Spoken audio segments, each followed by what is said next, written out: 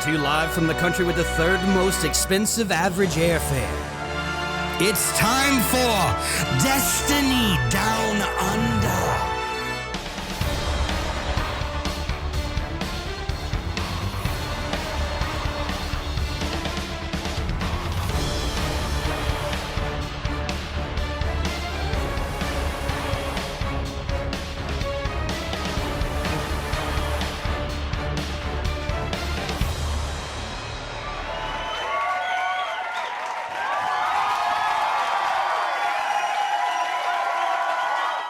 G'day and welcome to this week's episode of the Destiny Down Under podcast.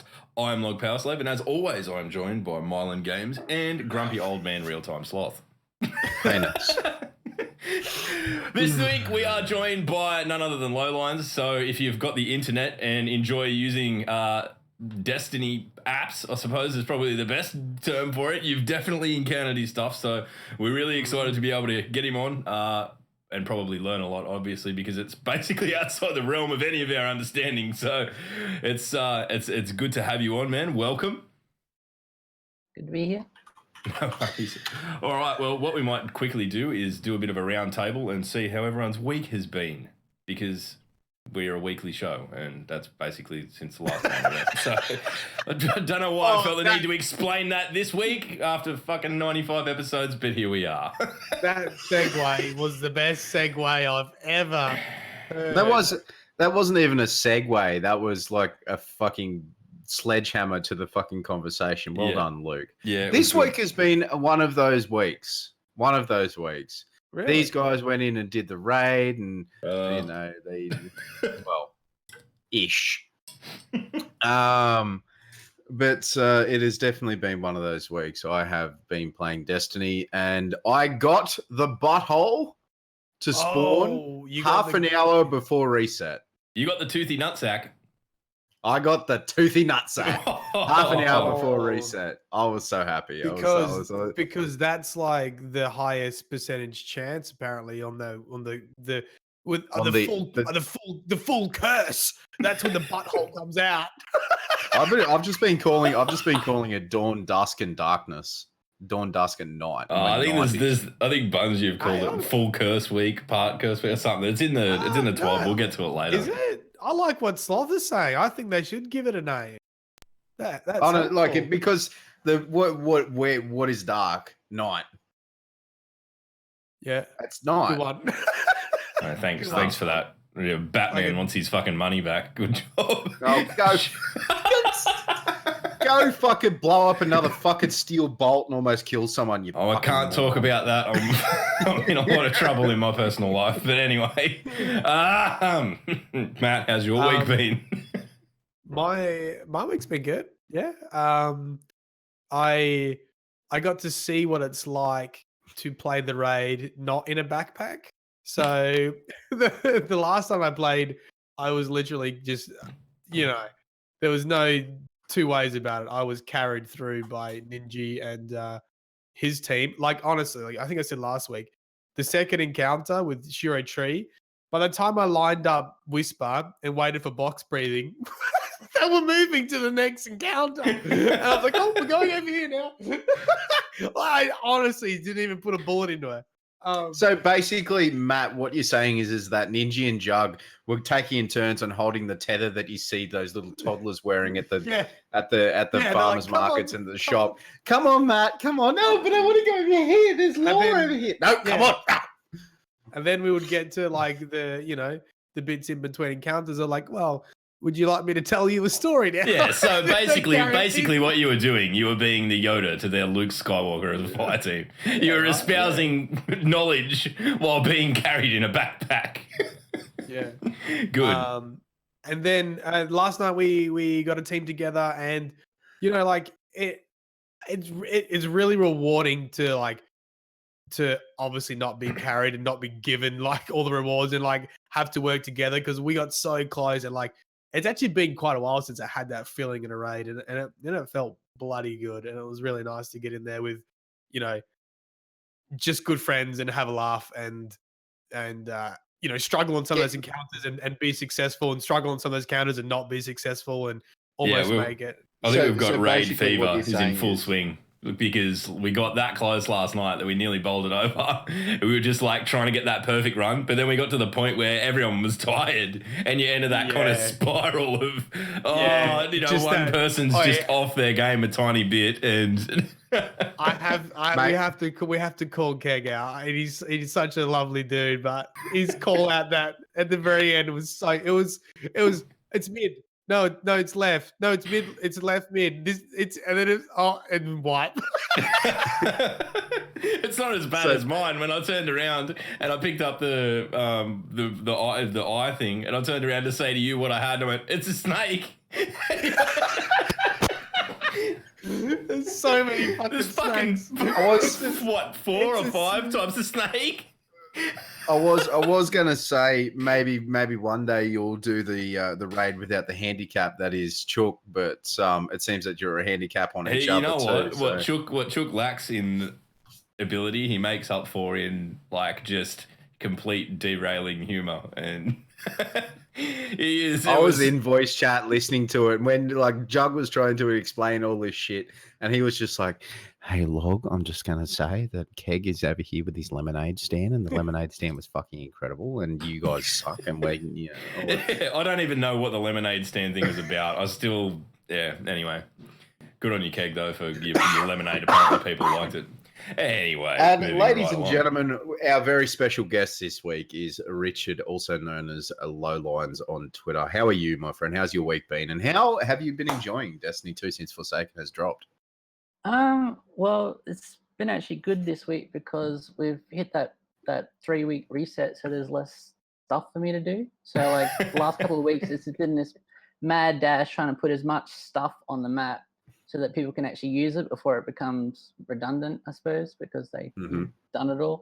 And yeah, I mean, this week it was just the Ascendant Challenge. So that's like 3 corrupted eggs and Maracina Law. So, compared Is there to last 3 eggs in that Ascendant Challenge this week? Yeah, 3 I eggs. got 1. I only got 2. I've got none because I haven't even looked at it yet. Well, I did get the Wish Ender last week, but I can't use it because I have to wait.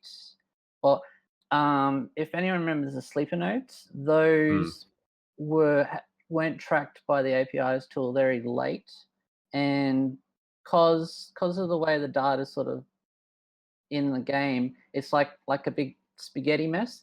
And so when it actually was added, all we had was like an ID. So you didn't like know what that ID pointed at. So you needed like a fresh account to sort of go through and check each one. And so by that time I'd already done that one. So I had to use my brother's account. But this time I'm holding off to try and, so that way I can do it on my account and then check them all. So that way they're all linked up. Dude, suffering for your art. I want to take like 10 steps backwards for dum-dums like me. Okay. Can you explain your role? And when you said you were mapping stuff out and like what you're doing in the most layman terms possible. So I've got a map that tries to be as much like the in-game map as possible, except that it adds more stuff to it that isn't easy for the player to find. So like when you open up your triumphs, you've got like a triumph there that says shoot 40 eggs. What I'm trying to do is I'm trying to make that link so that way you can say, okay, there's 40 eggs. Okay, this is where those 40 eggs are. Okay, so I can just, go through and, and find hold them. on. Does that mean, can I log in with my tag and then work out which ones I'm missing and the location of the ones I'm missing? Well, with the eggs at the moment, it doesn't have like a per egg tracking, because it was all redacted, so they don't want spoilers, that sort of stuff. Yeah. But there actually are these individual triumphs for each region. So a region can be multiple places, but like the most common examples, like you have the Gardens of Isla, and then you have the Ascendant Challenge that is in the Gardens of Isla. So that's a region. Yep. So I've for the time being I've linked it up like that. So instead of having to say, okay, I've got 40, there's 40 eggs, I've already got 3 of them. I have no memory of which three I've actually shot. You can actually have a look and say, oh, I shot one in the Gardens of Isla, so that means there's 4 more in the Gardens of Isla I don't have, and I'll only have to check one extra place. Okay. You know. So you've been able to narrow it down to regions at least. Yeah. Is the hope to have it even more specific than that? But that just requires you to basically wait for the API to be updated, or have a fresh account and go and shoot one egg and then check it, shoot another egg, then check it, shoot, and basically just like cross check them. Was that what you have to do? Yeah, well, at the moment there is no list to check against. So those checklists, and the checklists are really cool because they didn't exist until the sleeper node thing. Because that was like a thing that was like out of the scope of what they were building for the APIs. So did you do that? Well, it was sort of like I built the maps. It was really popular, but people were very unhappy that they couldn't just log in and it'd tell them which ones they already have. So we sort That's of the internet, right? Like that's such the internet. Here's a great tool that you can use to go and find the things that you don't already have. Why doesn't it tell me which ones I don't have? Fuck. And but the thing is that I think it was also a mix of other developers and that, but there was enough of a what do you call it? Evidence there, I suppose, that when we pushed it as a what they call an issue to the APIs, they actually devoted some time to actually set it up and get it all working. And that wouldn't have happened if it wasn't for the fact that there were people asking for it, like it was literally extra work that they had to do while getting ready for Forsaken. So that's excellent though, that they're willing to take the time to incorporate features that, I think this is the other thing that we sort of spoke briefly about in our chat beforehand, is that most people probably have no idea what's actually involved in the amount of work that goes into something like what you do with the maps or the 3D images that are on your site as well, or things like dim, things like that. So for the layman, can you explain how, like, what API is and what it does? Yeah, I was gonna say, can we went back 10 steps? Could we go back like 50 steps now and go back to like what's API? Like what does it look like that you're doing? So I suppose the best way to describe it is it's a very dumbed down interpretation of how the game actually does things. So take an action where you have an item, you put it in your vault, and then you get another character and you pull it out of your vault. The APIs make that whole thing really simple, whereas you basically have like a URL, you tell it which item it is, and you hit enter, and then it tells the game or all their servers and systems to do it. Okay. So it's a very abstract, like a command, or is it more like a visualization of what's happening almost? It's basically like you don't really care about how it actually does it, but it makes it very easy to do, from the API side. So, like if you ever moved an item between characters during Forsaken, and then all these triumphs unlock, they re-unlock. Yeah. What's that about? That's just whatever the systems that they use that move stuff around. It's triggering the checks on those triumphs to go off. And like this is where like the APIs is at such a high level that it doesn't really know or care that it's doing that. It's just telling it to, hey, go do this thing, and that's the result, is you have these weird bugs that happen because it's talking to all these systems, because like the whole game is just built upon like system after system, and I don't know, it makes things really simple. Like have had like the in-game emote wheel thing. Yep. Like to get that built in game is incredibly complicated, because you have to like build the interface. You have to make sure, like I think you even have to make sure that the memory issues aren't enough that it'll actually crash the game, because I don't know if you've had it, but like on PS4, it can get really laggy trying to use the tool. I've definitely heard reports of it. Yeah, whereas if you had like an emote selector in that was controlled through the APIs, it wouldn't have to worry about all those memory requirements, all that interface. Like it could just tell it what to do, and then update that separately. So I don't know if that's still too. Okay, so this information, right, is freely available to people like yourself. Is that correct in me saying that? Like you can go out and get this information, this API stuff. Well, the interesting thing with that is prior to Destiny 2, it was all private.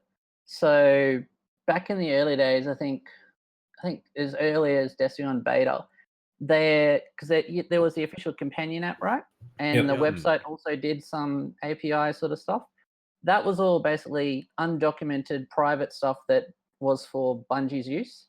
But there were already folks basically, I suppose, data mining, looking for those API endpoints. And it took basically the entire Destiny 1 cycle before that became official. So now there's like an official GitHub, a repo that is maintained, and you can get all the documentation, all that sort of stuff. But it wasn't like that. Like even like moving items around, that is something that prior to Destiny 2, or it was a little bit into near the end of Destiny 1, the only way you could do that was to steal Bungie's cookies. If you know what a web browser cookie is, like you literally have to steal them. And so like if you had like a mobile app that required a sign in, what you're actually doing is you were giving the app permission to actually use your details, because the only way it would work is that it'd have to take those details and then run a script to do it. Whereas now, if you've signed in recently, it actually will take you to a Bungie page where you sit, approve, deny, and it comes back. That didn't exist till like late Destiny 1. Yeah, okay. And that's also why Dim started out as a Chrome extension, because rather than dealing with all that icky stuff of getting users to trust them to use their logins, it'd just borrow the actual Bungie cookies for while you signed in to Bungie and use those. Oh instead. yeah, okay, yep. Okay, I'm gonna try like summarize, right? There's data and API. You use that to track triumphs that we currently can't see, or achievements we currently can't see, and then put them on a map that is easily accessible. And where can we find it? Where do people go? What website do they go to? What thing do they do to look at all your work? My website. Yeah. What do we use to find this? So you said you can track the eggs. You got them in regions. Like, how do I see this? Lowlydev.com.au is you can go there. Yeah, that's lowly. That's Lowlines' site. You bugging me up, Matt. I said, sorry, fuck's sake. We had this conversation. Yeah. I think, like, with the whole API thing, I don't think people fully understand and fully appreciate what work goes into it. I actually didn't realize that the API was private, and people had to go digging through cookies and not the ones you eat. Matt, you almost fucking my brain almost fell out of my ear when you fucking typed that in chat, but that's fine.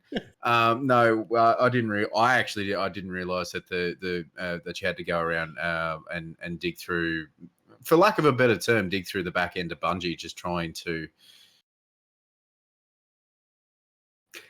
get all that API stuff. My mind went somewhere else there. Sorry, you are a horrible person. You're still thinking about. I am a horrible person. Yes. So, but I mean, like, so if you go to your site, Richard, it's like, I'll just to set the tone for what people can expect. Like, you say you've got the map there. It is the literal director out of Destiny.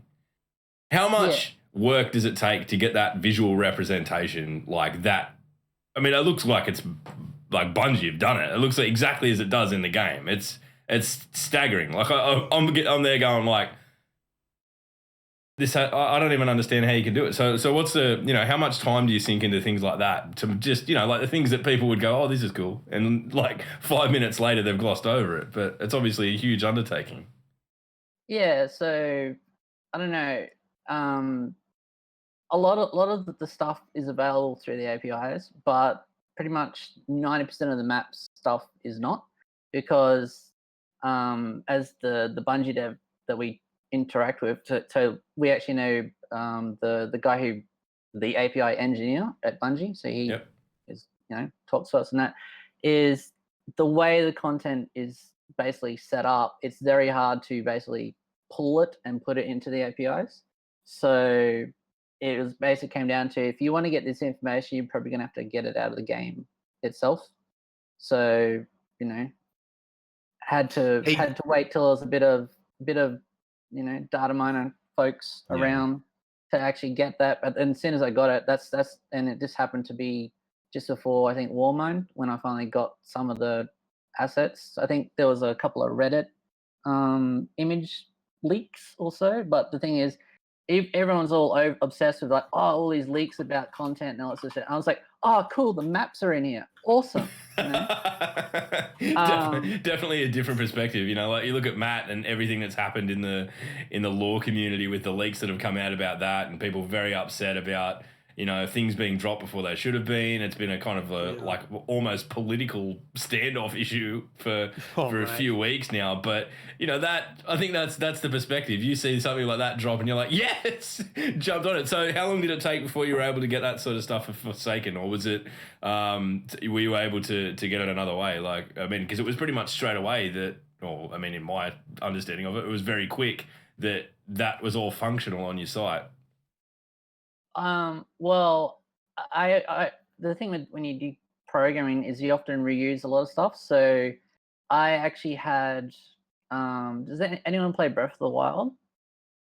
Yeah. Yeah. So I actually built like a map for that I never released because I was very concerned with the whole Nintendo You get five Japanese dudes at your fucking door, man. But I had like a base to go off of, so I basically reused that and then basically pulled in the Destiny stuff. There's a lot of stuff there that isn't just literally just like the planets. Yep. Those were just a flat texture that you're supposed to put onto a ball, and then rotate it. And so, like, in order to do those, I had to actually make a layer that renders 3D, like the weapons.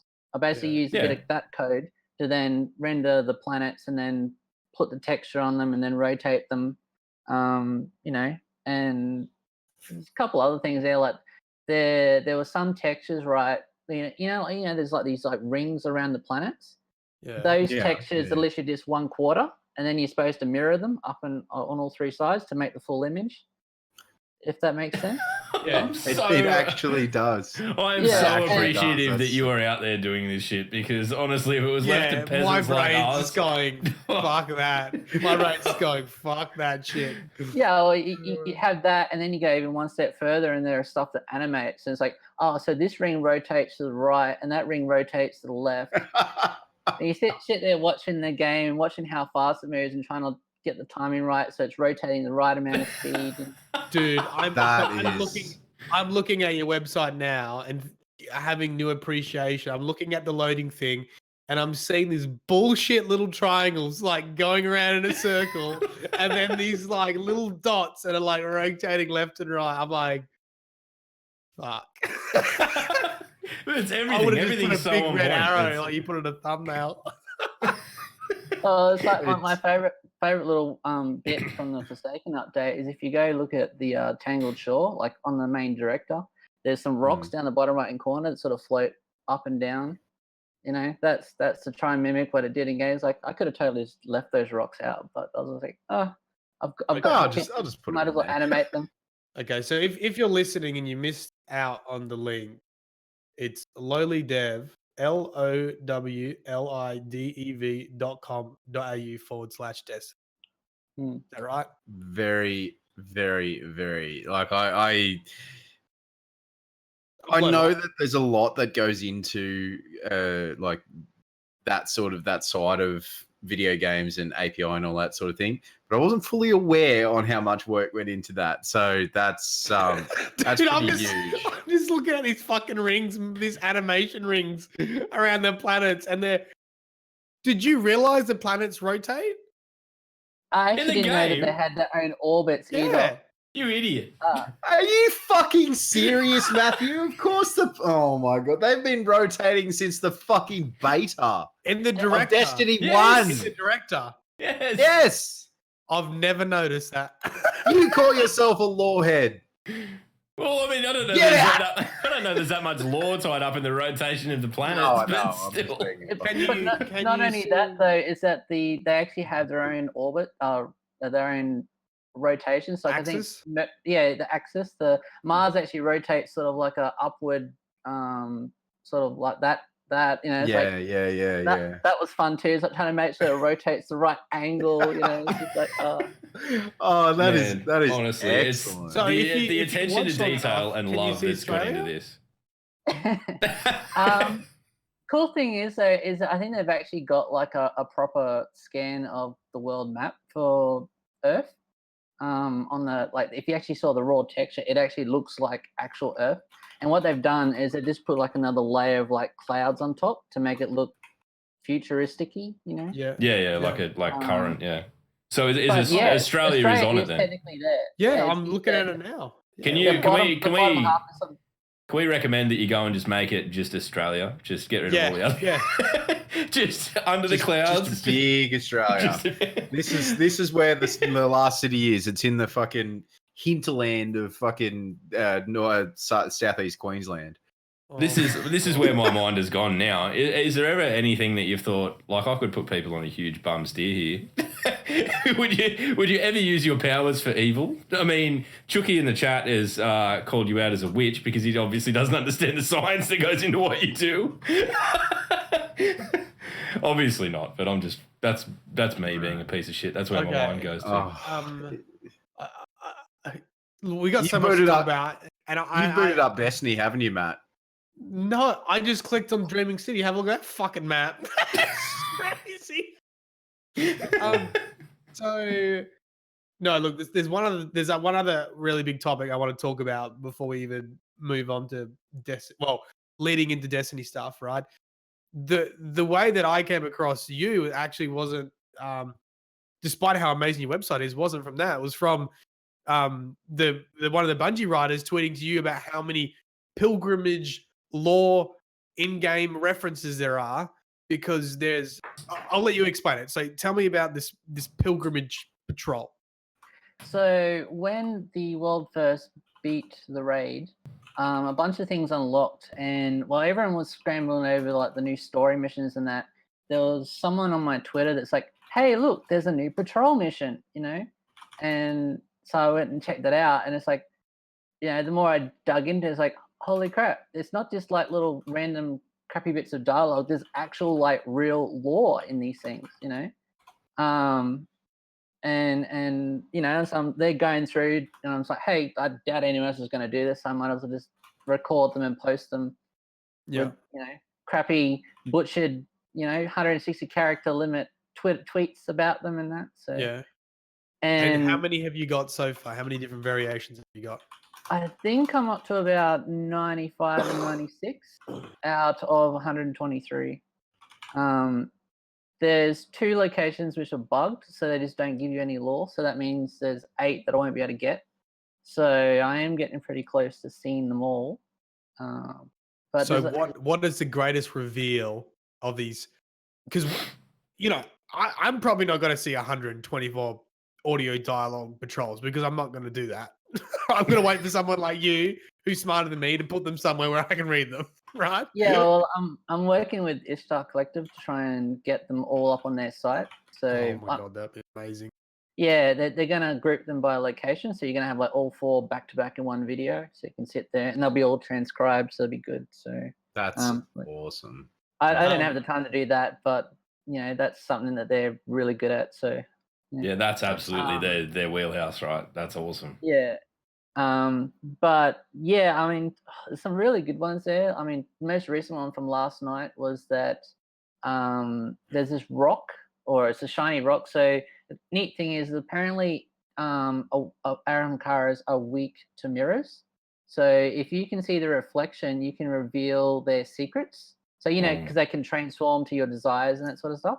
Yep. But a mirror might reveal their true forms and that. So there's this meeting place in the Harbinger Seclude where they'd always meet with the Aramkara, and it's right next to a big shiny rock.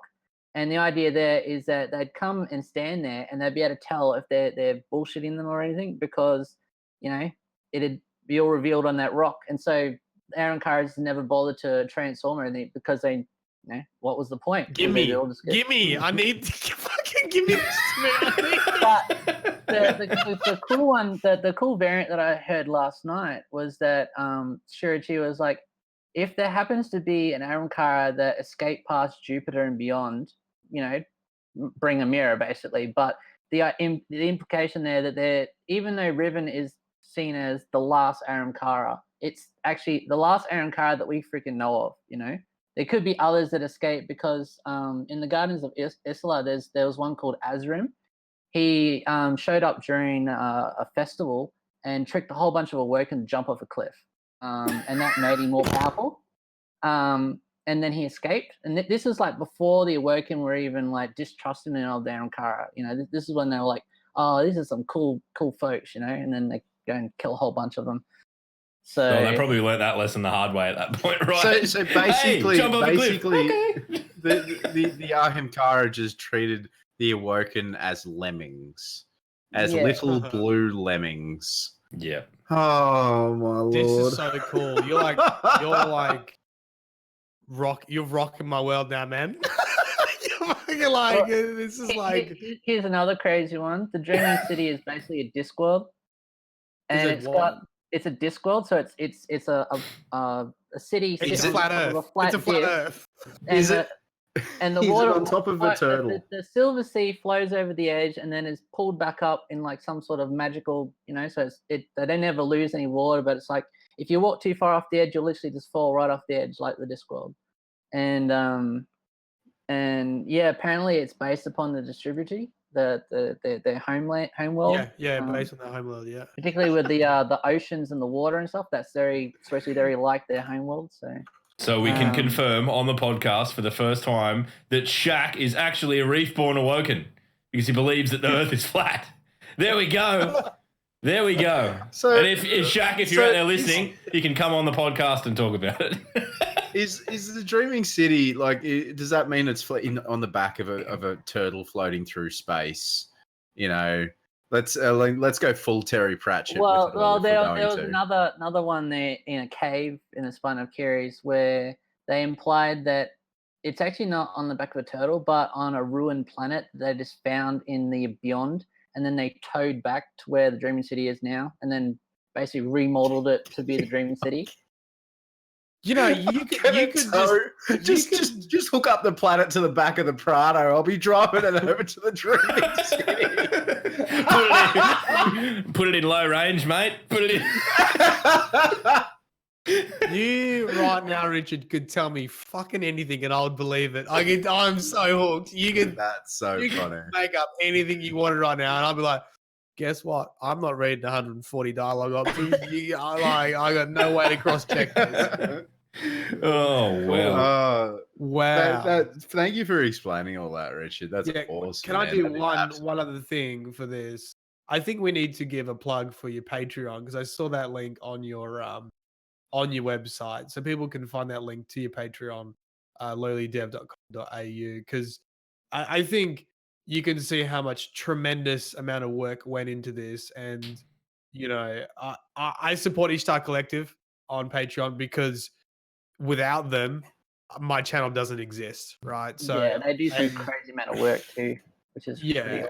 And they do a lot of work. So I'm gonna be a supporter of you on Patreon too, because I just think, you need to support people in the community that do these amazing things that make our life infinitely easier, and we have no idea how much fucking time and work goes in behind them. We're like, oh, well, can't you just make it so I can plug my thing in and I know exactly where to go? And then realize how much. My favorite one is that they see my map and it's like, is there an app version of this? Like, I don't really care about how much work it is, but can there be an app version? Because that's more convenient. So yeah, because I don't want to use it on the lounge. Can I say something incredibly inflammatory? No. Fucking hate millennials sometimes. I really do. I really do. We're all spoiled on convenience, Sloth. We're all I spoiled know. on convenience. I am aware. Yeah. Ladies and gentlemen, if you feel like you think that Richard Lowlines, if you think that he deserves some financial support for all the hard work that he's putting in, please go onto his website, click that Patreon link, go follow his Twitch, go follow his Twitter, and go thank him, like legitimately add him on Twitter and just say thank you. Like it's huge. So thank you very much, Richard. But ladies and gentlemen, we have a very special message from our sponsors. It's all right. It's an oldie bit of goodie, but I think it's worth bringing it back around. Rick's had a big week. It's an oldie bit of goodie, but if you've seen this before, I hope you enjoy it. And if you're new to it, I hope you enjoy it. Let's have a look. Let's go. This week on the DDU Legendary Collection. History has proven that unlimited space-age technology cannot outperform the reliability of a 10-gauge pump-action shotgun. Deadpan delivery, now with the stopping power of Whooshka. Point, click, shoot. Range? Kind of. Impact? All of it. Deadpan delivers 5 shells of bone-shattering, teeth-rattling, viscera-splattering, overwhelming murder. I've done the math, and it checks out. Deadpan make the dead man. Floofing warlock? Whooshka! Hunter up to scumbaggery? Whooshka! Out of all of the shotguns, why should you use Deadpan? Because Deadpan make the dead man. No soup for you! Deadpan make dead man. It just never gets old. It never gets old. It's the music that does it for me. Just the little music. Oh my god. Ladies and gentlemen, so let's get into the news. There are a couple of big things that's covered this week in This Week at Bungie. But if you have a little news, noisy little magic there, Log, I'd like to. Yeah, let's go. News. Ladies and gentlemen, This Week at Bungie. Also, as well, guys, before we get into the news, go hit up Man at Arms as well. Half of the content that half of the funny shit on this podcast is because of that man. So make sure you go and check him out. So big title this week from This Week at Bungie, ladies and gentlemen: The Gambit and the Malfeasance Quest. The following changes are currently in development for the Destiny 2 update 2.0.5 planned for the 30th of October. The Malfeasance acquisition. So maybe you did 100 games of Gambit and you didn't get the toothy butthole or the hairy butthole or whatever it is. The toothy nutsack. The toothy nutsack. Krang. So the Malfeasance acquisition is a little, like they've adjusted the rates a little bit. So during week 3 of the curse cycle, also known as full curse week, the Ascendant Primeval Servitor will all have almost the same chance to spawn as any other Primeval. We'll also be increasing the chance for the boss to spawn during lesser curse weeks, but it will still be lower than during a full curse week. Vanity items are no longer guaranteed drops from subsequent boss kills after you earn the quest. Instead, the vanity items will now only have a chance to drop. So I'm still confused. Good in the respect that for the people who just have been playing and playing and playing and playing and playing. Good in that respect. Again, this is a little bit of an argument and a little bit of a contentious issue, as a lot of the changes in Destiny are, especially when it comes to PvP. Contentious issue in Destiny? No. No, stop it. No, but I can see people getting a little bit hot under the collar, a little bit butthurt, depending on where you are on the wide world of the internet, whether it's Reddit or the Bungie website. Well, you mean with respect to I did it the hard way and earned it? And... I did it. Yeah, I did it the hard way. I did it the hard way. So why can't everybody else do it the hard way? Yeah, man. I've also seen people who are like, I've played 15 hours of Gambit and haven't seen it yet, and that's kind of crappy. To be putting that much time into something and still be walking away disappointed, I don't think that Bungie would be happy with that. That's not what they intended, I don't think. Again, my thought process behind this, behind the locking, because it is a law. It is a law It weapon. starts with the Lord Triumph stuff, right? Yeah, it's part of the lore. It's not something that is like the Malfeasance is like the lore on it is fucking There's a whole incredible. mission for it. There's a whole Yeah, mission.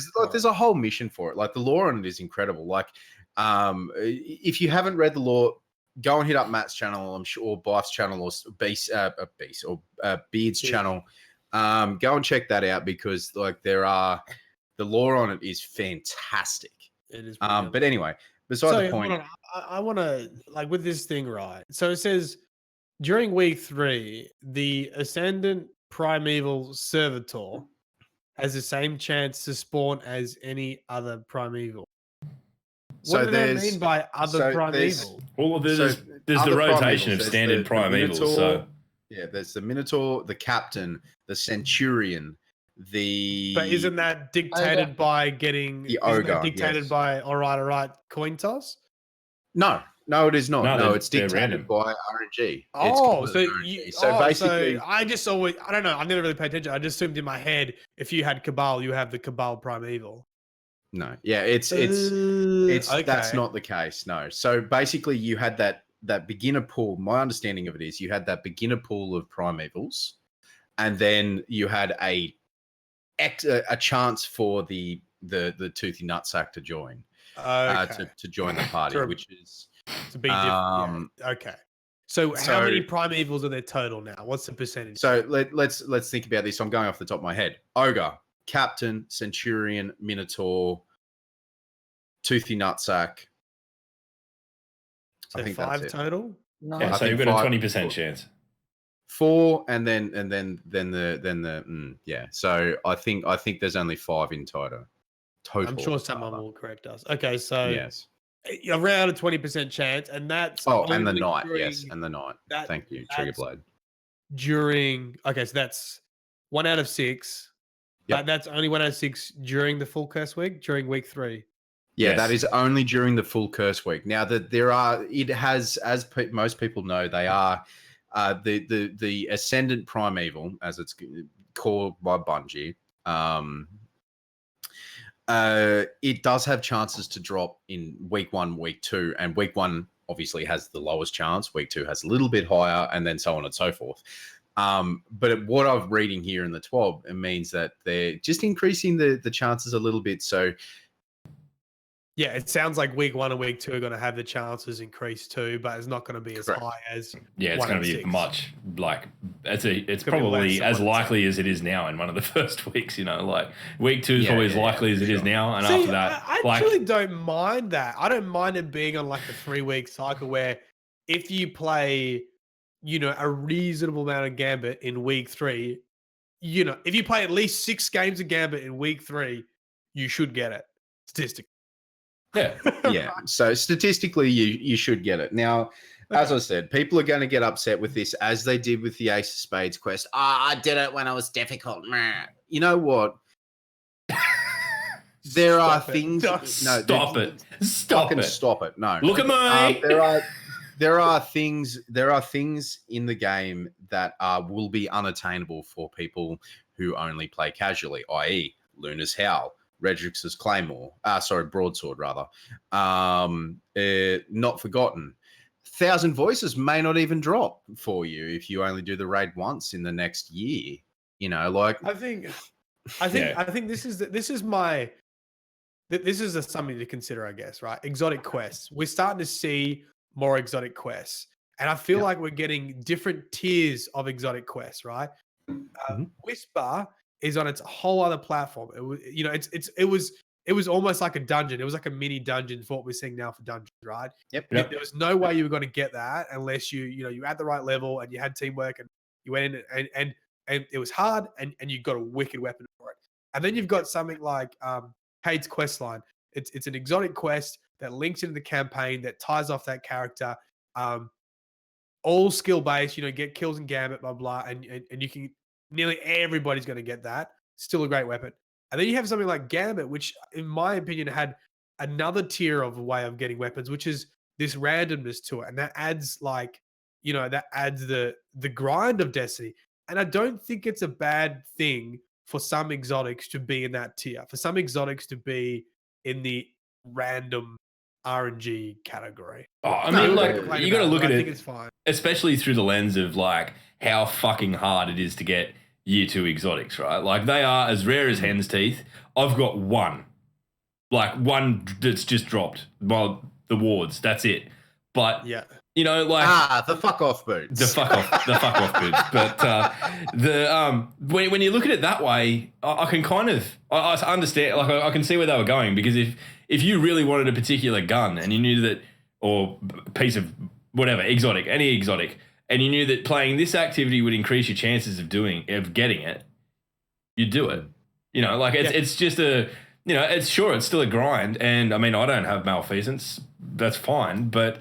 I don't know. I kind of like the idea of it. I like the random nature to it, but because nothing beats that. I don't think that feeling of like when and Sloth will be able to speak to this more than I would, but when the nutsack emerges and you're like, oh, we fucking got it, and then that's good Destiny moments. You know, they're memorable moments.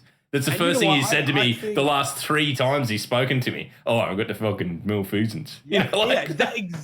Exactly. And I think 1 and 6 is very reasonable. I reckon they could have gone to like a 10% chance. I think they could have gone to 10% chance in week 3, which means you play 10 games, right? Which is a lot of Gambit. That's a lot of Gambit. Yeah. In week 3, I think that's a reasonable amount of grind to get an exotic quest. And to be honest, malfeasance is not very good at the moment. And I think it would be a bigger issue if it was like a whisper. If it was like it would be a huge issue, and I don't think it's even going to be as big an issue as the Ace of Spades, because Ace of Spades, everyone uses that in PvP. You see that at least 2 people in every game of PvP that you play will be using it. Yeah, that and a shotgun, because that's what people use at the moment. It's the most easily accessible meta, and that's the thing that puts everyone on an even playing field. With the drops and exotic drops, maybe I've just got really good RNG, but I've gotten a few year 2 exotic drops. So, well, I don't know. That's fine. That's fine. Lowlines, Bungie have seen that you struggle in every other aspect of life, and I thought, we'll up his RNG. It's fine.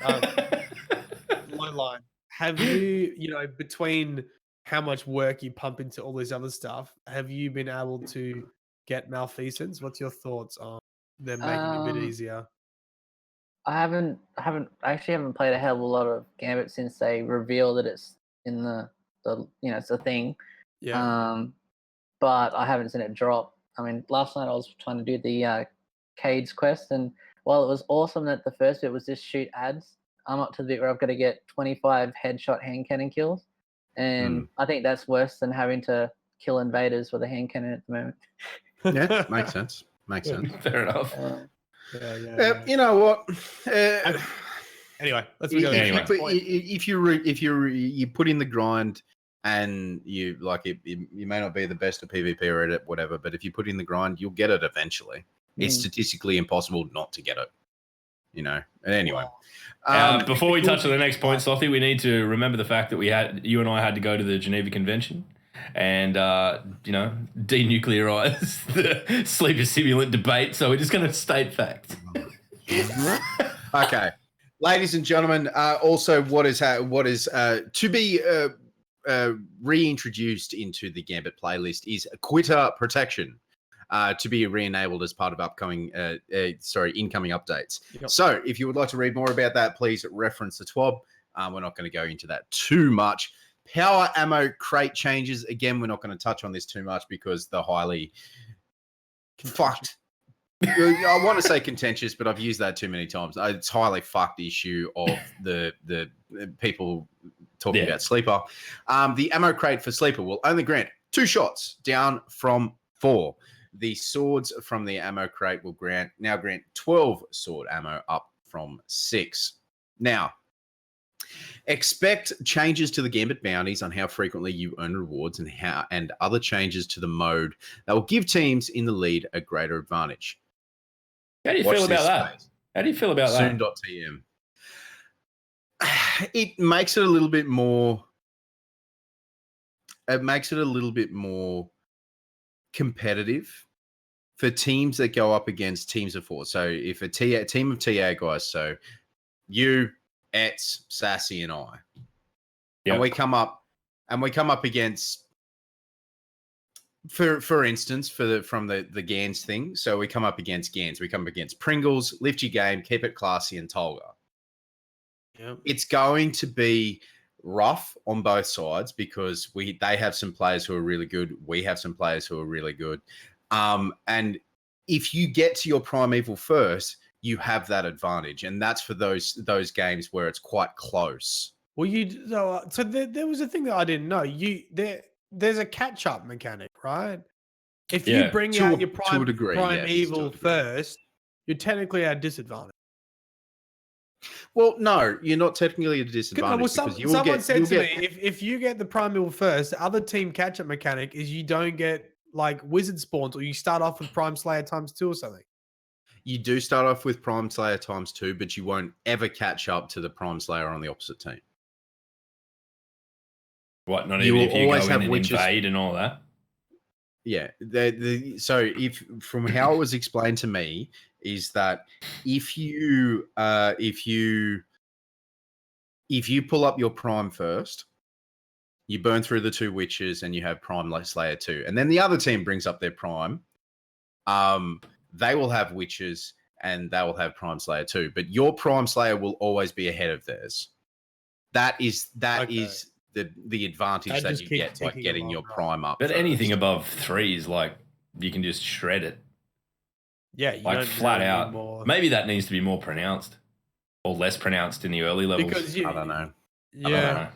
It's for people smarter than me to figure out. Stuff like that I've never really noticed. But I mean, the way Gambit is like the way it sits at the moment. It's not over until it's over. There have been a lot of close comebacks, and I definitely hear people saying that it's not an advantage to get your primeval out first. The constant invasions, the heals, you burn your supers, you burn your heavy, you have a good invasion.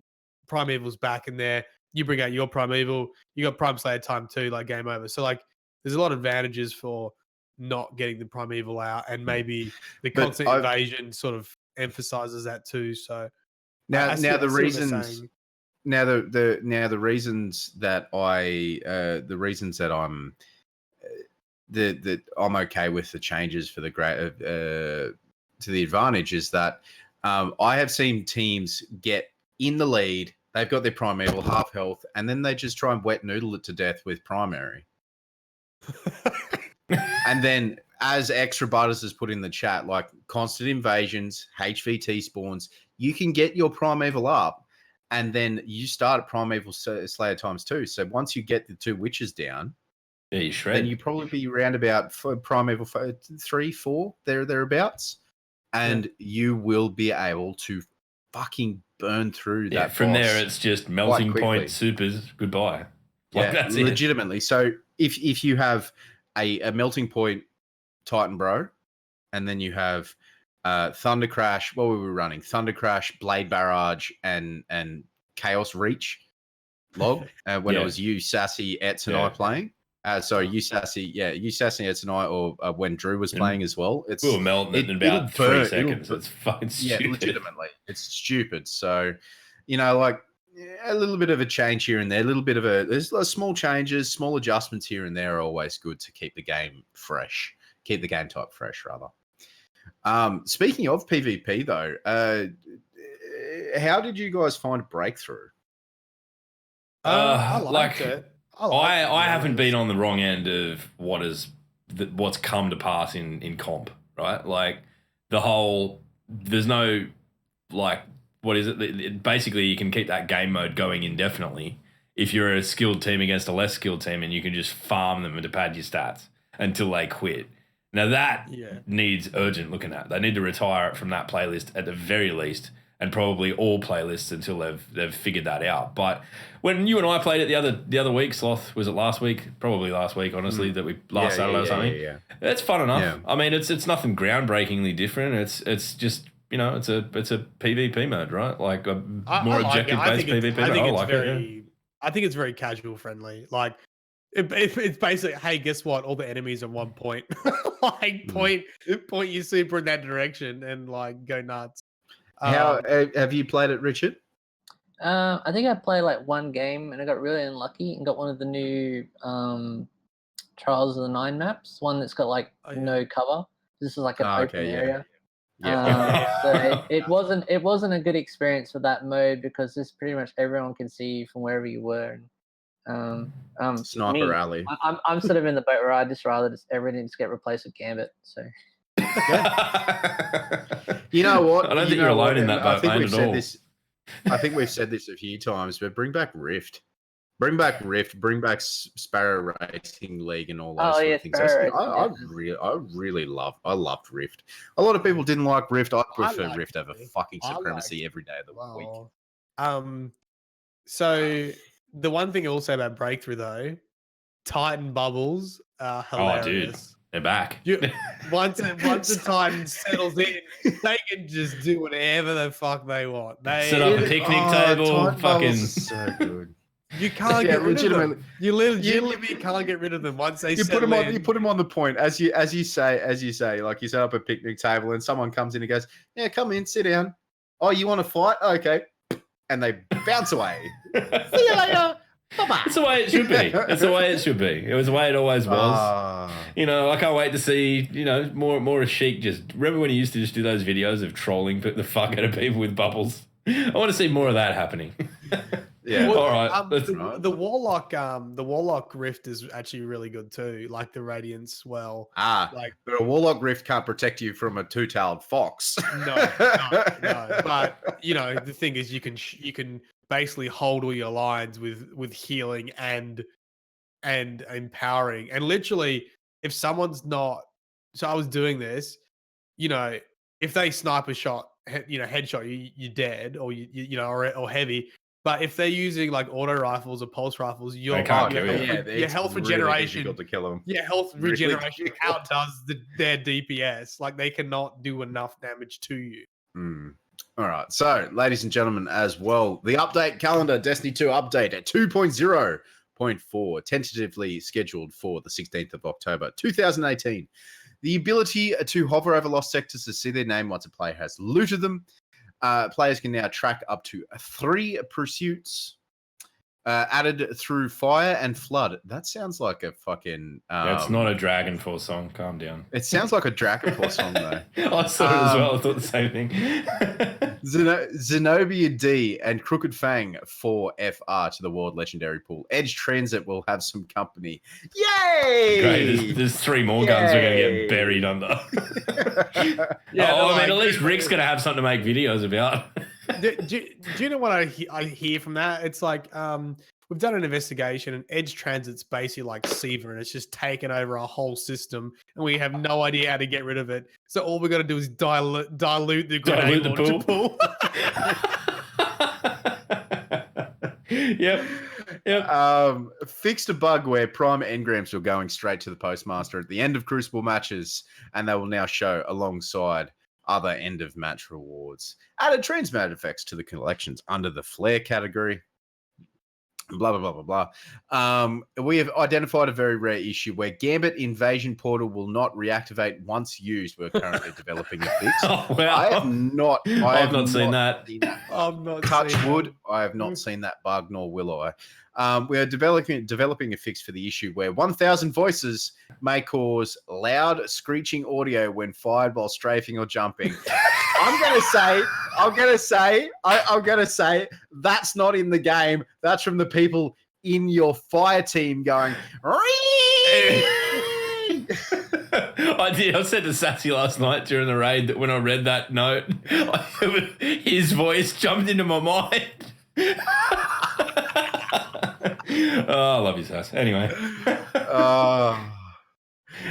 Destiny 2 update 2.0.5 tentatively scheduled for the October 30th, 2018.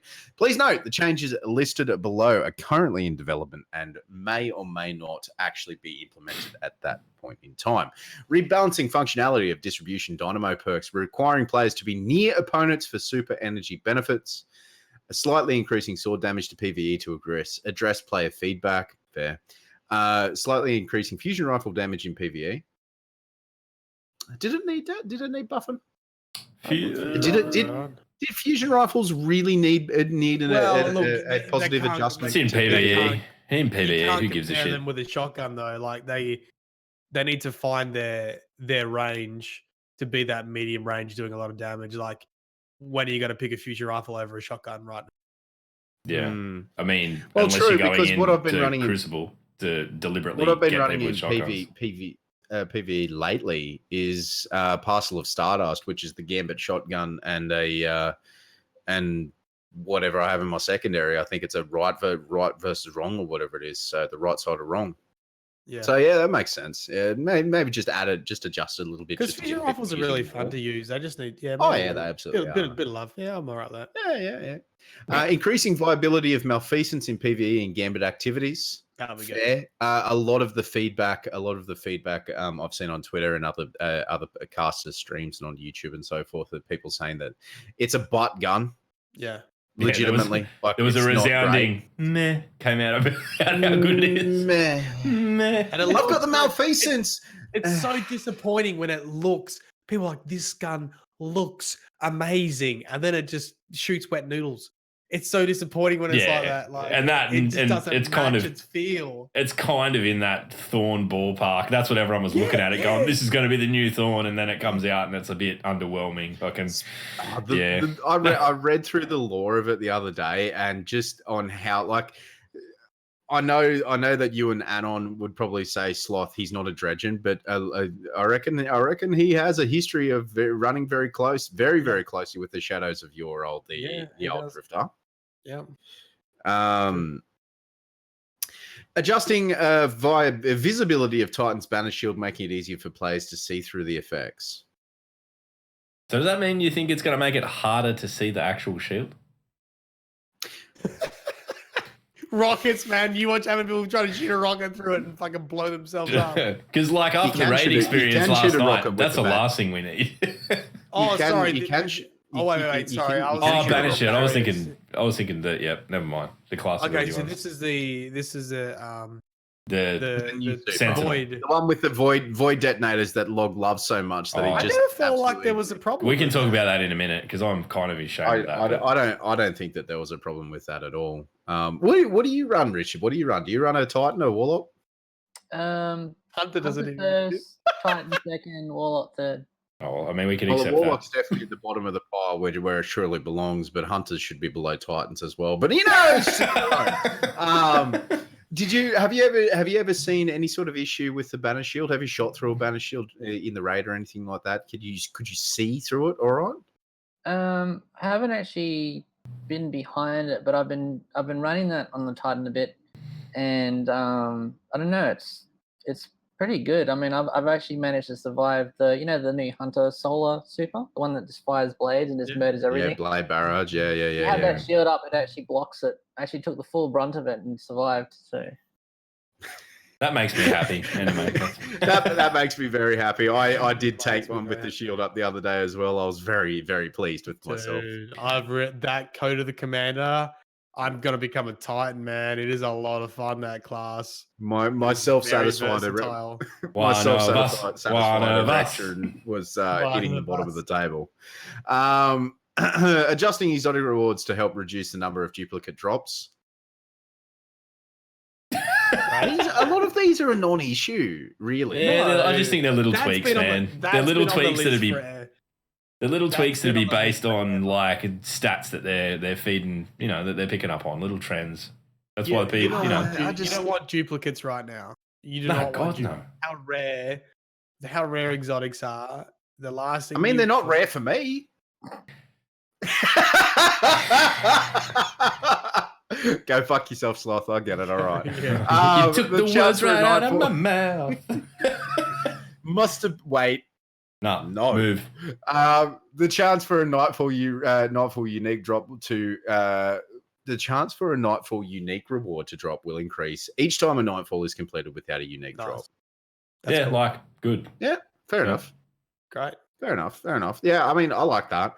A lot of people, do you remember? It was only a few months ago, but people grinding for the DFA, grinding for the auto rifle from the bloody Eye of Savathun strike and all that sort of thing. So that's kind of cool. Still never got the DFA. Sad. Man, either. I don't think Adding masterwork causes rewards for specific spider wanted bounties and general scrapper bounties. Fair. Fair. Do you reckon Again, it's going to be like the medium level bounties, the one that's like 3 ghost shells? Well, I mean, how? Yep. I do. In all honesty, I have not ever done one of those Neither. medium level bounties. I've done the one for Neither. powerful gear. That's it. Yeah, That's there's literally something to be doing for powerful gear nearly at all times, unless you're playing like fucking all the time. So Did you know I've not picked one up. More chance for Lord of Wolves to drop from doing the wanted bounties. Yeah, that's what I've Really? had people doing it. Yeah, the spider Okay, there stuff you is go. better for getting But- Lord of. Pretty much, yeah. Once you get that, it's like, okay, so why do I need to do these anymore?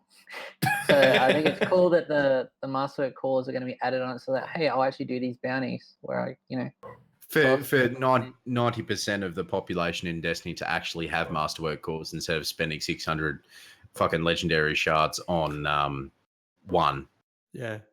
Like someone in this call did. Did ya? Really? Not me. Yeah, I did. Yeah, absolutely did. You got railed. I was not aware that the economy was doubling. Yeah. Reducing the time for single shaded deletion from your inventory. Oh, thank God. Aces. We are developing a Sweet fix for G. issues where a team will defeat the ascendant primeval servitor, but the opposing team receives credit for the kill.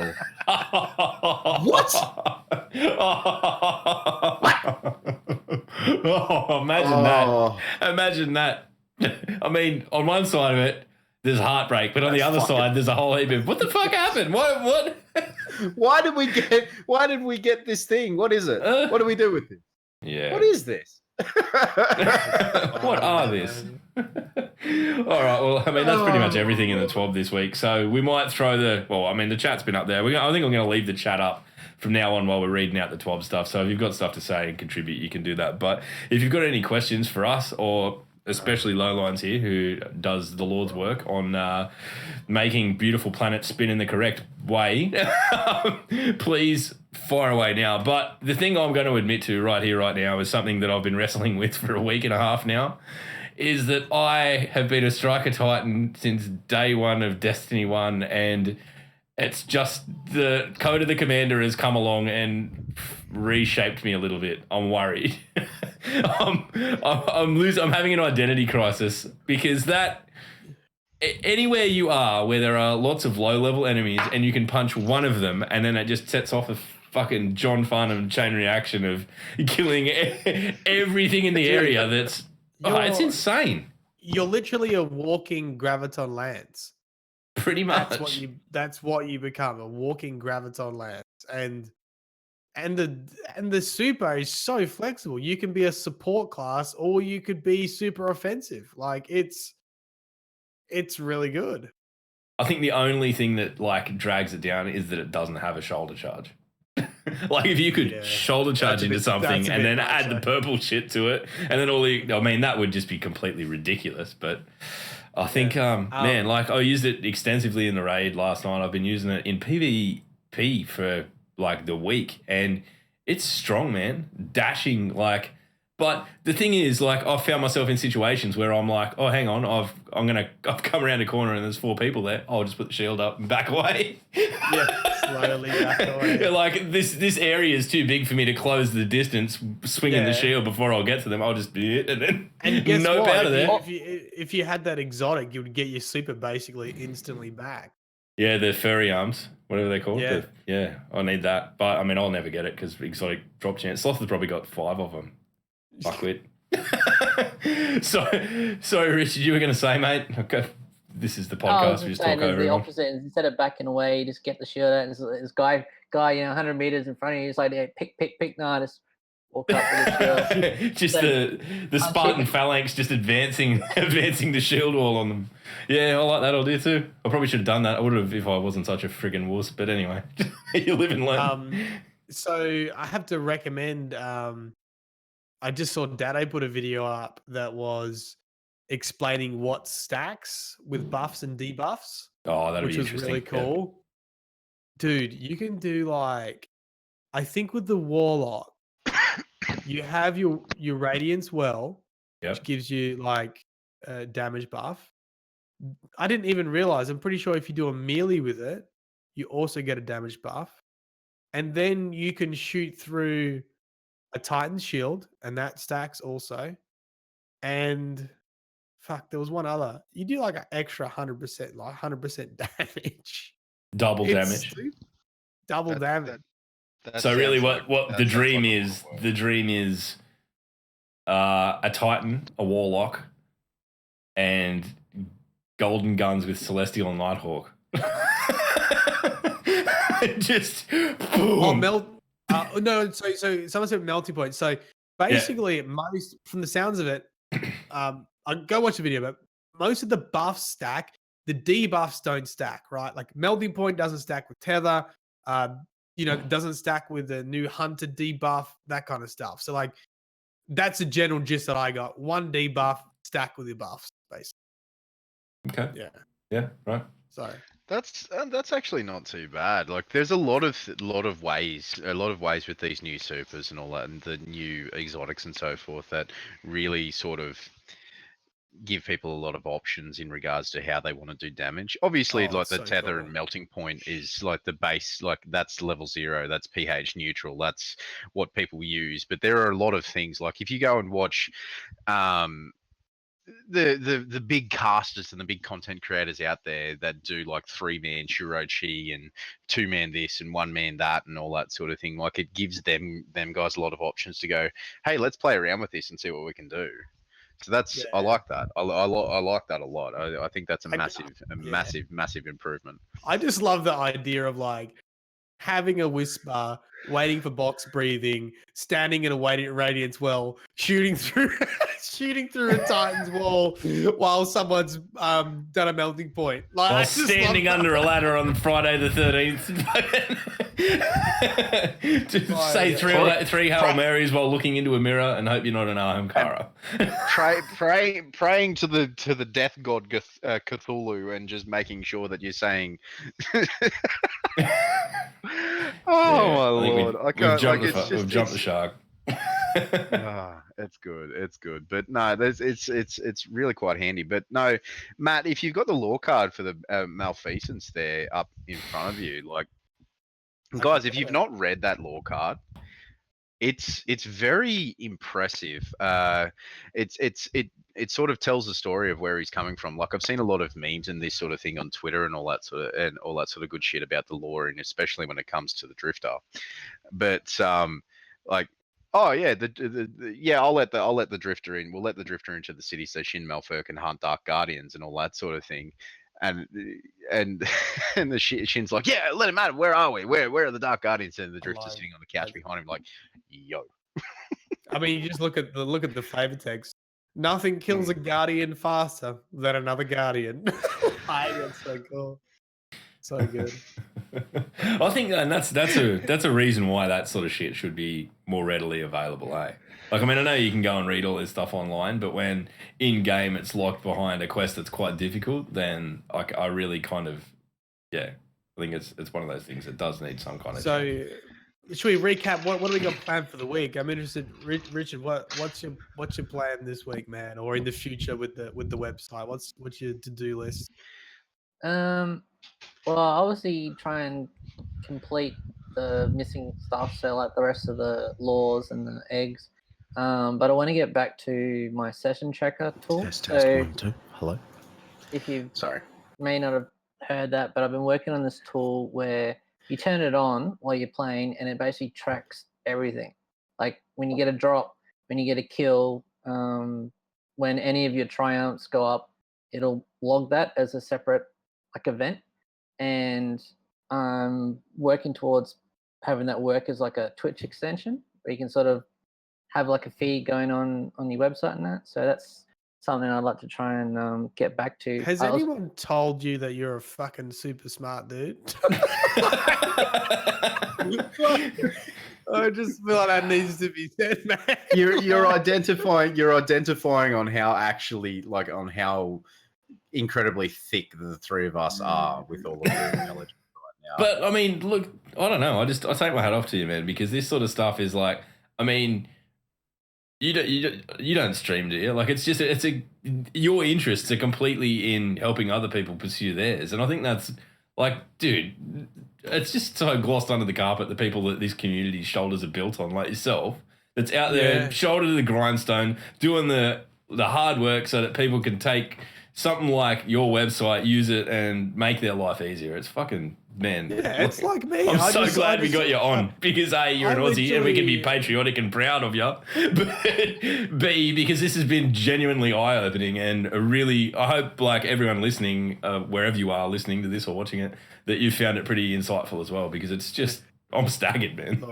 Yeah, I'm saying, look, well, I sort of cut you off there. So you're looking at doing that.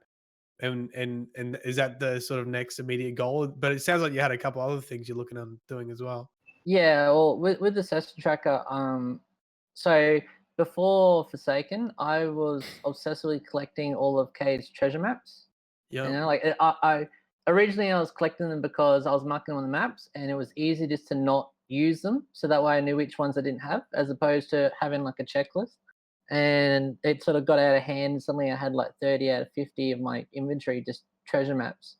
And then they announced that, oh, Cade is going to die. So I'm like, oh, cool. Let's do a cool tribute to him, and I'll get like a full 50. And for like the last couple of weeks before Forsaken, I was basically living on 2 inventory space because you can't put treasure maps in the vault, so you know. Oh my god. But the goal there is that I was going to use. In fact, the session tracker idea came about because I wanted to make the stream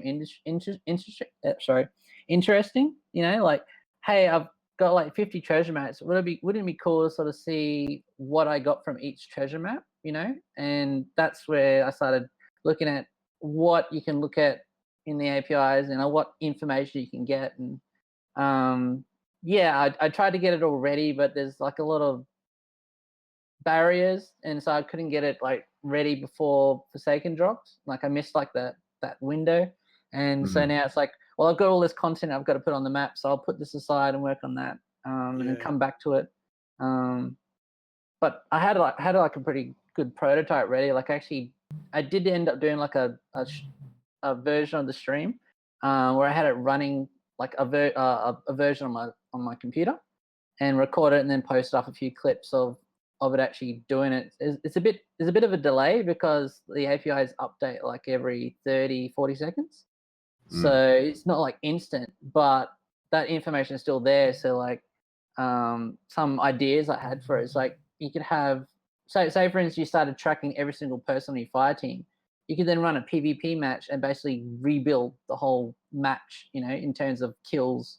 And I don't. It depends which things it tracks. Like sometimes there's a particular super that actually triggers an emblem or something, and you can actually watch that emblem and say, "Oh, look, they killed somebody while they were in their Titan striker Titan," you know. And so, are you thinking this could be used to reverse engineer triumphs that are like question marks that are hidden at the moment? Well, I'm actually using like my a version of it for when I'm building my map. So like the Corsair down patrol things. Yeah. When they were initially released, they actually were redacted. So when something's redacted in the APIs, there's an entry for it, but there is like no information on it. Yep. So if I wanted to add those to my maps, because there's a feature with maps where if you have a bounty, it'll actually show you where to do the bounty if it's a supported one. And so for the Corsair downs, they're all classified. So I've got my tracker open and I'm waiting to see a classified item pop up in the list, and I'm like, so that's the Corsair down bounty. Like, you know, there's no information to say that it's Corsair, but I can tell it's Corsair because it's the only thing that came up on that last update, you know. So it's fair enough. Fucking blow my mind, man. I'm feeling like I've never felt this dumb in a fucking long time. It's really interesting because there's a lot of like pretty much the whole game runs through your inventory, like everything, like items, quests, and it's like you know when you're doing like one of the, I think it was the faction rally mission, Yeah. and you get that buff where it'd go like 5 times in that. Yeah. That's actually tracked on an invisible item in your inventory that keeps going up. And like when you sign in for the first time after reset, and you go to the tower, it actually deletes it from your inventory. And because the tracker sits there watching for differences, you can see, oh look, cool. So this item, which was part of that thing, was just sit in my inventory, and then it gets silently removed in the background. And I don't know, it's a cool sort of like you sort of get like a Sloth is thinking the same as me, like logging in on his account and dumping all that shit into his inventory. Yeah. It's just really cool because it gives you like a perspective on the game that is sort of hidden, because it's like they're hidden quest items and that, and it's like whenever you complete a quest and you get an item in the on the completion screen, that actually unlocks another mission because it sits in the inventory, and they've got like a script that's like, is this item in the inventory? If yes, activate the next mission that they can do, and then remove it from the inventory once they do the quest, and all this like little logic-y stuff. I've got like a couple questions. That's ridiculous. Do you do this for work? I've got a question. Is this your profession? Is this what you do for a living, or is this a hobby? It's not like my actual job, but like I do a lot of stuff in this area. So like web stuff, that's my actual job. I do web development stuff. But I don't know, ever since I heard about the APIs, I've just been obsessed with them. Like I really want to see more games with APIs in them because they just do such cool things. I mean, how many other games can you think of we can transfer items outside the game? Where's Christopher Barrett? Where's Oryx BNG? Fucking, can we please hire this man? It's so insane. It's so insane. My other question was from chat. Gamma Trap asked, I don't know if you saw this. Did you see that weird bug with the double chests in the Dreaming City? Did you see that? Where you basically kill one enemy. It could be like a dreg, not a dreg, whatever the scorn version of dreg is, and it just drops 2 chests every time you kill something. No, I haven't seen that. I've seen another chest bug. The weekly one. So you have like 10 chests that are on in ascendant platforms and that. Yeah. And this is when I was trying to figure out is that, say for instance you got all 10 the following week. If you look at the actual the triumph on the app, not the in-game, but like the phone app, it'll actually say it's been reset to 0 out of 10, because that particular triumph requires you to get all 10 within that week. But it does some weird things where, like for instance, I went and got them again this week because it's the week 1 again, and it actually triggered the triumph a second time because of the way it resets it. So. Dude, it's just like a totally other way of looking at the game, hey? Like, that's what I'm... Yeah, I'm just like, after hearing this, I'm like, video games are not fun. I would not want to work in this fucking industry. Fuck that. That sounds way too hard. Too hard basket, man. That's right. Well, you stick to your YouTube channel where you only have a very basic understanding of uploading and editing and so forth, man. Fucking cop that. Oh, how many subscribers do you have, Sloth? 12. You can't include your mum, mate. My mum doesn't even know what YouTube is. Different generation, my friend. Hang on, Platypus has a question. We might do that and we'll close out on it. Hey, how about that? Okay. All right. I have a question about Cade's message to the Drifter in Ace of Spades mission. He says, getting that up and running means coming out of hiding and giving you-know-who another shot at you. Hope I was around to see that showdown. Personally, my money was on the guy with the golden gun. Who's Cade referring to? Oh, mate, even you guys know this. Yeah, Shin Malfair. Yeah. Shin Malfair's the guy with the golden gun.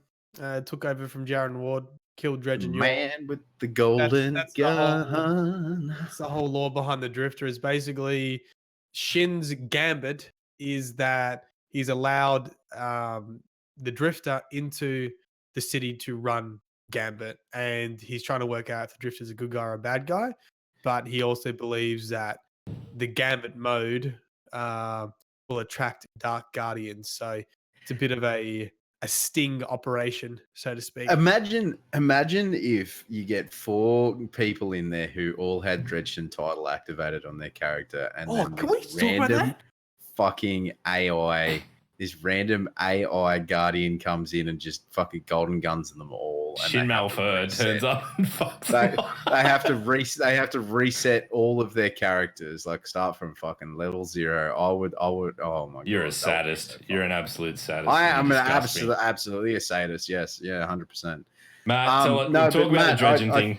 Talk about the title thing, and then we'll close out. Dude, so I didn't realize like when you get the dredging title or the other titles, it's like actually in game. Like it will have level 50, your game tag, and then in another color underneath, like dredging.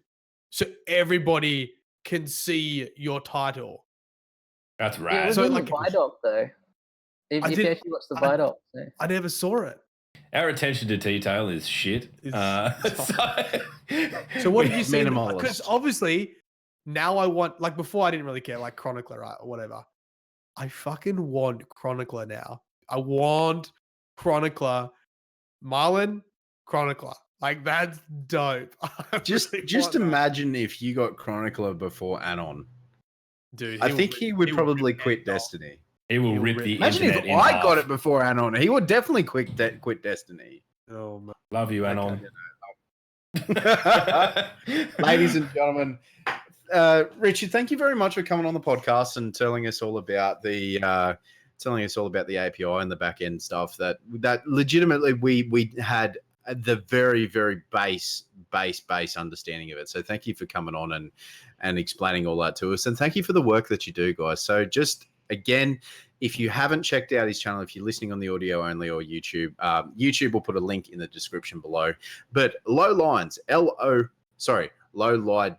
LOWLIDEV.com.au. Please go and check him out. His map and all his work is incredible. It's if you want to check him out, his Patreon link is there. So if you would like to support him on Patreon as well, please go and do that. So thank you very much for coming on, man. It's an absolute pleasure to have you on. Yeah, brother. it's been fun. Awesome. And ladies and gentlemen, we also so if you want to go and check out Man at Arms video as well, make sure you go check him out on YouTube. There is a link in that as well. Go check out his content. He's the voice behind the intro. He's the who does the advertisements in the middle of the cast and all that sort of thing. So make sure you go check him out too, because he's a big part of this cast, even if we don't only had him on twice or something in 95 episodes. So yes, ladies and gentlemen, thank you very much for watching. If you're watching on YouTube and you like our content, please make sure you hit that that little subscription button with the little bell. We upload once a week, mostly on weekends. So if you have any questions, queries, doubtful points about anything we've discussed on the podcast, or you'd like to ask a question to Richard, let us know in the comments below, or at Lowlines rather on Twitter. Make sure you go and follow him. Very, very cool. I've learned a lot about the Dreaming City just through those little posts of you doing that thing 200 times. So thank you. Thank you very much to our live audience as well. You guys are absolutely killing it every week. Thank you very much. And to our audio only listeners, thank you very much for listening every weekday, week in, week out. It means a huge amount. It means a huge amount. It means a huge a lot of words. Yes. It means much huge. Means much goodness. Much goodness. Much goodness. Seriously, I mean, we've had a bit of growth with the podcast over recent months. So whether you're new or you've been around for forever, we're just glad that you're here, and it's nice to be able to engage in these kinds of discussions and show people like Richard did a bit of appreciation from the rest of the community for what they do. So that's what it's all about. And you know what? I think we're done here, boys. I think this is it. The standstill. We've talked ourselves to it. Ladies and gentlemen, if you have any questions, queries, doubtful points, please let us know on Twitter at DDU_podcast, at LogPowerSlave, at Mylan Games, or at Realtime Sloth. We have been the Destiny Down Under podcast. Until the next time, enjoy yourself, look after yourself. Catch us later, all right? Look. The law will not find you. You know why? Because Lowlines has ripped all that fucking law out of the API and put it into a manageable map so you can go and do some fucking work for yourself. And if I see anyone saying, can this please be on an app? Or can you make it load faster? Fuck you. The law's not coming for you. You go find it yourself. It's on the website. Deal with it. Wow, we're ending on with tirades from now on. That's great. All right, stand by for a raid. See you next week. Bye.